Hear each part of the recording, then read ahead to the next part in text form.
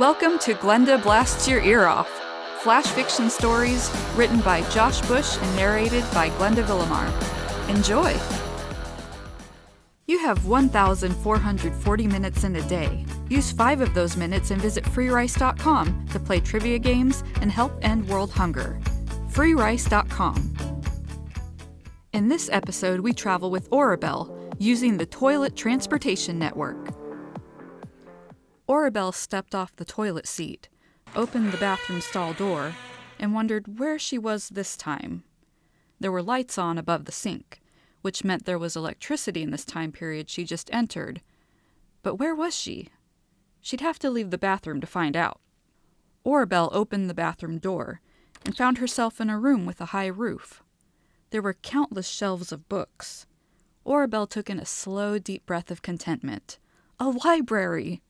Orabel loved books. She led a lonely existence, and books were her only friends. And you know what they say, you can never have enough friends who are books. Orabel stood in front of a shelf and waited for a book to shout out to her to be read. But instead, a woman shouted in fright. She pointed at Orabel and yelled, "A Bigfoot!" Annoyed, Orabel sprinted away. All she wanted out of life was some company. But companionship was hard to come by when people reacted like that woman back there. And where was she? Orabel saw the newspaper section and stopped running. She scanned the papers. Chicago, 1924. So people, and a lot of them, were going to notice her. Orabel wanted to explore the city, but she also didn't want to get locked up by the authorities. What to do? A man appeared and said out loud, "Who's doing all the screaming?" "Oh, a Bigfoot!" And he backed up into a shelf and books rained down on his head.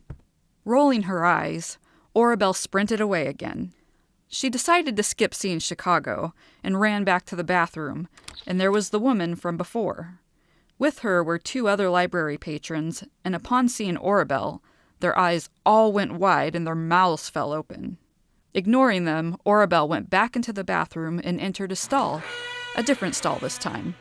Orabel climbed up on top of the toilet seat, patted the toilet 3 times, and then she saw the flash of white light, and then Orabel was somewhere else.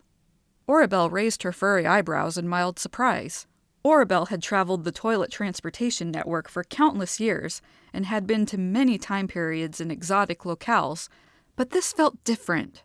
She stepped down from the toilet seat, and the people around her eyed her, but they didn't react like the Chicago people. These people were going to the bathroom in a line of toilets. They were outside. It was hot. Orabel, with her thick fur, didn't like deserts. The people wore very primitive clothes. Orabel knew she was deep in the past. She saw a ziggurat. The people around her had spears, which Orabel was glad to see weren't pointed at her. Orabel thought they were glad to see her, which was a welcome change from the library. The people tried talking to her, but Orabel couldn't make sense of their language. They motioned for her to follow them, and she did. Orabel had no idea where they were taking her, but she marveled at people's responses to her. Many smiles, and some even cheered for her. Is this how it felt to be a celebrity? Orabel reveled in the attention and barely paid attention to the streets she was being herded down. Where were they taking her? Then Orabel saw 12 fighting pits. There were battles raging in all of them. Humans fought other humans, and in other pits, humans fought animals. Orabel found this unsettling. Orabel saw where they must be taking her. There was a seating area of wealthy people, and in the middle, there was seated another Bigfoot, and the Bigfoot was adorned in gold. Orabel could count on her furry left hand the number of times she'd seen another Bigfoot. Orabel neared the other Bigfoot, and when he saw her, his eyes danced with delight. He stood and promptly hugged her, and Orabel thought she could get used to this. He let go and spoke in English. "Welcome to ancient Samaria, to the city of Ur. It is such a gift to meet you. I am King Tantan." Orabel's heart wouldn't stop pounding in her chest. She felt like crying with joy. Another Bigfoot! She had been so lonely for so long. Orabel said quietly, "I'm Orabel. It is good to meet you, King Tantan. Another Bigfoot." He motioned to the chairs and said, "Come sit." Orabel did as she was asked, and then was given plate after plate of food and goblets of wine, and all the while the fighting in the pits went on. People and animals alike died many gruesome deaths, and the city of Ur cheered the combatants on. Orabel asked Tanton how he became king, and he answered, "The people of Sumeria reward warriors with power, and my Bigfoot strength makes me a warrior without match." "How long have you been a ruler?" King Tanton said proudly, 2 weeks. But it's been 2 weeks of constant battle. I am expected to fight every day, against human and beast alike." Orabel didn't like the sound of that, and she asked, "But why put yourself in such risk? No offense, but how long do you think you can keep cheating death?" King Tanton frowned and replied, "Surely you've been nowhere else in your travels where a Bigfoot is treated so well, to be celebrated and not feared." Orabel sighed, "But I've just met you, and you're going to die."